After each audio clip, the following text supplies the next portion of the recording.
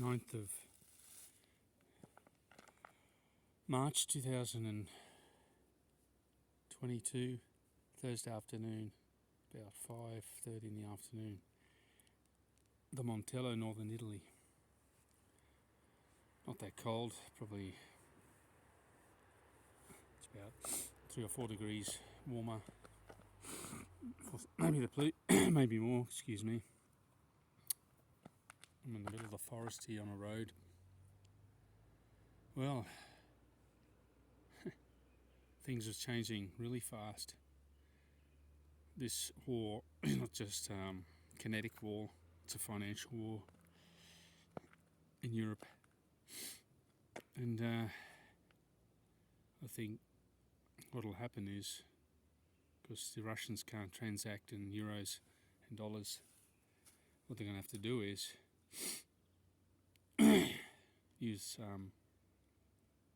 gold, because they've accumulated 2,500 tons over the last 8 or so years.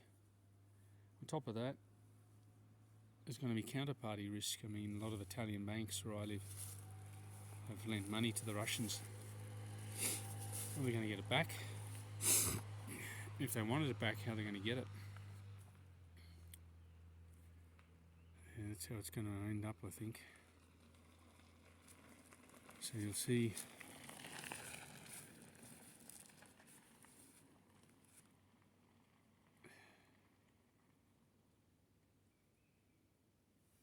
people getting out on their bikes. So you'll see some interesting developments in the next weeks, months. People just now are talking about the prices. It was the war that woke them up. I think 99% of people are unprepared. Still a lot of cars around. It fascinates me. Petrol's over €2 an ounce, €2 a litre. So what's that equate to in Australian dollars? At $3 gallons, will be about 10 gallons, $10 American dollars a litre. I'm using the car as least as possible. I needed to drive back to my place at Paderno and to the other province of Venezia. I'm in the province of Treviso. So I'm doing about 10, 20, 40 k's a day. I'm trying to avoid traffic. That's where you consume petrol. Start, stopping, changing gears, accelerating, decelerating. If you maintain a constant speed, you can consume less petrol. So maintain a steady level of revs. So I leave for home about 8ish. The traffic's all mainly disappeared now. There's a lot of traffic on the road. It's not a black and white issue with the Ukraine-Russian dispute, war, whatever you want to call it, invasion. It started 2014. I used to follow it on Vice News, really good independent media outlet. Gave a pretty balanced explanation of what was going on there. Sometimes they were biased in favour of the Ukrainians, but the dispute is over Donbass, where they allegedly say they voted for independence for the the Donbass region, Luhansk region. We've got a reasonable, intimate knowledge of what's going on. A lot of people will just back it because it's trendy. Oh, the Ukrainians. I mean, there's a battalion called Azov, ultra-nationalists, right-wing, and not exactly angels as well, the Ukrainians. I'd say a lot of they were doing the same sorts of things, bombing villages, killing people. It's all one-sided. I mean, the United States, the wars there in Vietnam, how many civilians were killed. No one was tried over that. Presidents, vice presidents, defense ministers, no one. Korean War. All the interventions in Nicaragua, El Salvador, the Americans were there. Bosnia, I can't tell me civilians weren't killed there. It was NATO. Just check it up on Wikipedia. 60 days of constant bombing.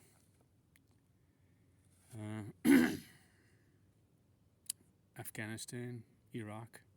1 million people were killed in Iraq.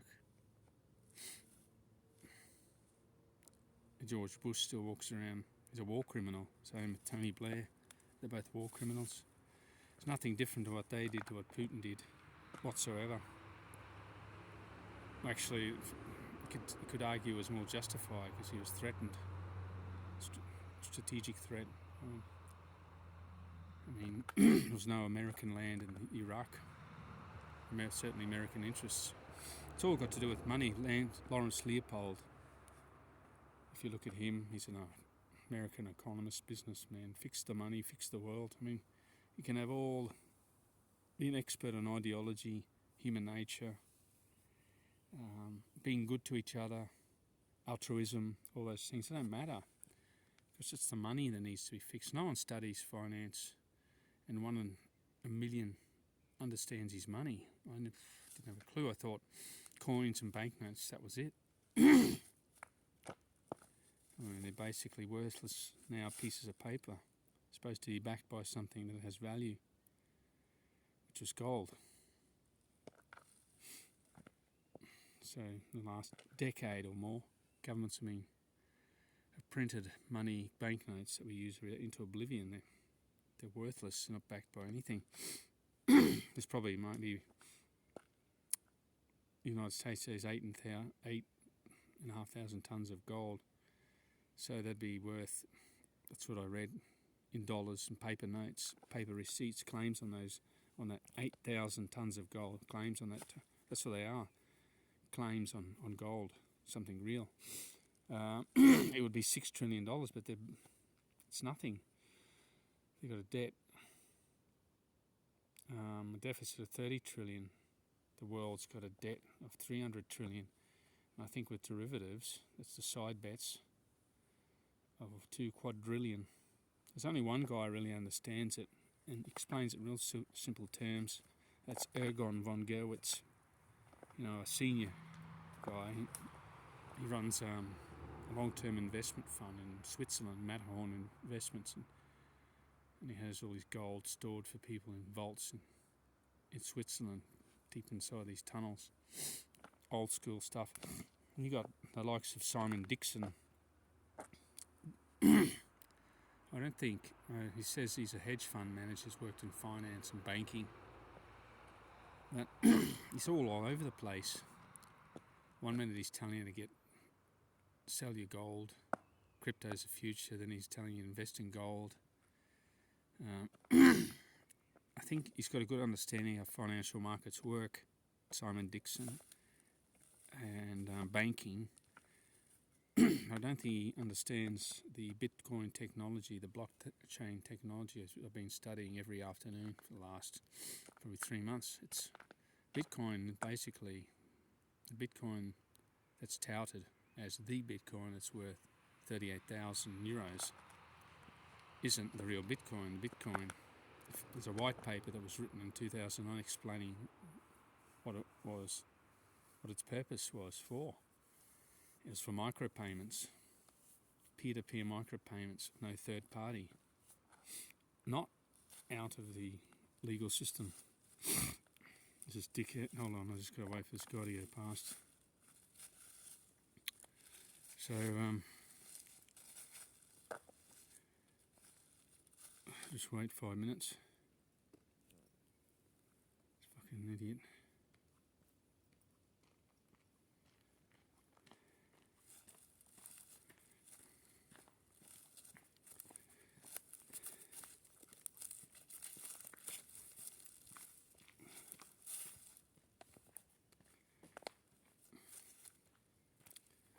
It's a problem these days. You get out and about, it's hard to find a place where you can be on your own with your own thoughts. Have silence. Human beings are like a virus. There's no sort of like dynamic balance in the ecosystem. We just destroy everything we touch with other mammals and animals that live here. And there's a dynamic equilibrium. With us it doesn't exist. It's just keep exploiting, destroying, fighting, killing, envy.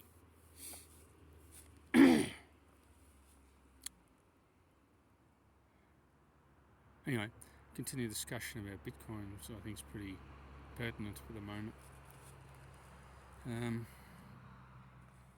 So that's not what its purpose is for. It's basically being used as a speculation. People make money, buy it, sell it, buy it. They sell it, 30,000, buy it. Sell it at 60,000, buy it at 30, wait for it to go up. You got to study. It's a blockchain.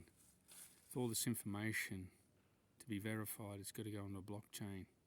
It's got to be scalable. Scalable means it's got to be fast, and it can't be blocked. You can't have the system down for 2-3 days.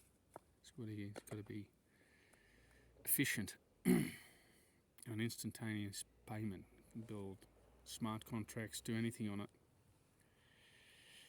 I didn't explain that very well, but I think, if you look into the space, I think Bitcoin Satoshi Vision, it's called BSV, is the one that'll come out as a win in the end. Because it's actually doing what Bitcoin was meant to do, micropayments, without having the banks in the middle of it. And it's going to be regulated, and it's for government as well. Bitcoin is never meant to be something untraceable, anonymous. So you leave a digital signature every time you transact with it. It can be traced. There are private coins out there that I think are worth looking at. Monero, Dero, Pirate Chain, would be equivalent to the analog system would be having, like, I don't know, 5 kilos of gold hidden in this forest that you bought a couple of years ago, or silver, or 20 kilos of silver hidden somewhere here, or in your backyard. The free market always stays ahead of government and states, always has. That's how economies develop. Governments don't develop economies. They spend the wealth created from the private sector recklessly, invariably. It's going to be a short video today, so don't know.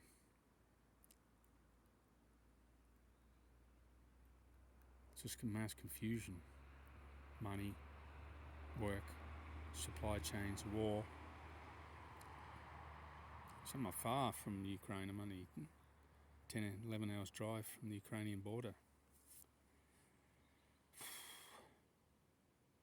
People here in Italy have gone all quiet.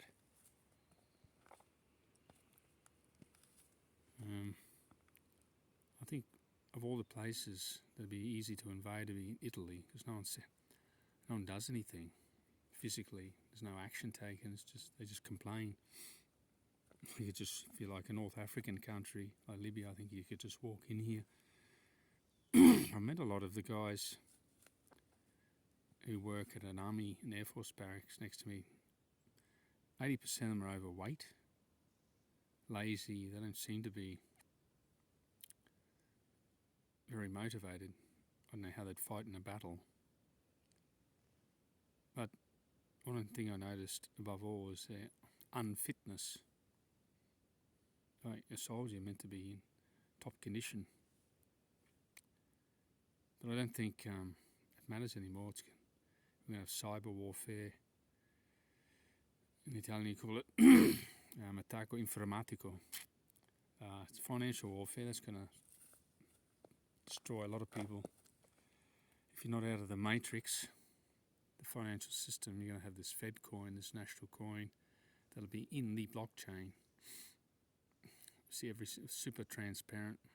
See everything you buy, and you'll be controlled what you can buy and when you can buy it, and buy when you can buy it. That's where we're headed. It's going to happen real quick.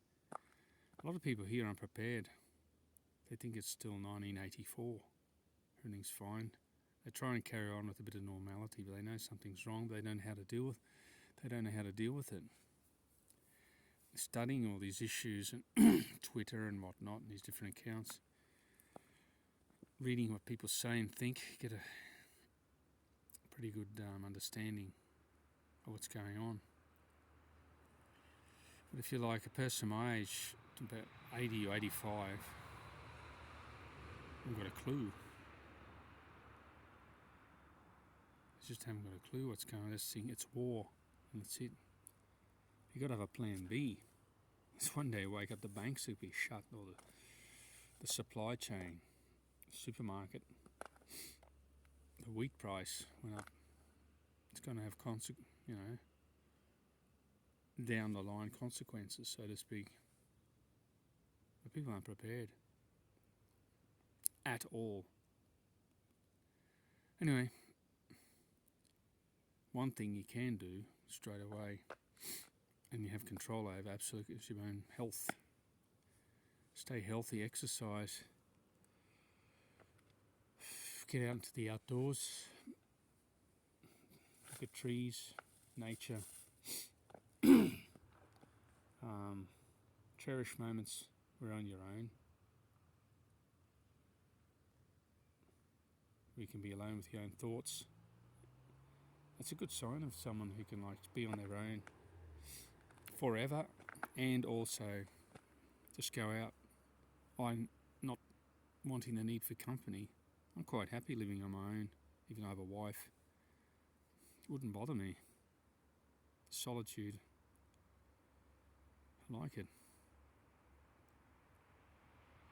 Anyway, look after yourselves. Bye.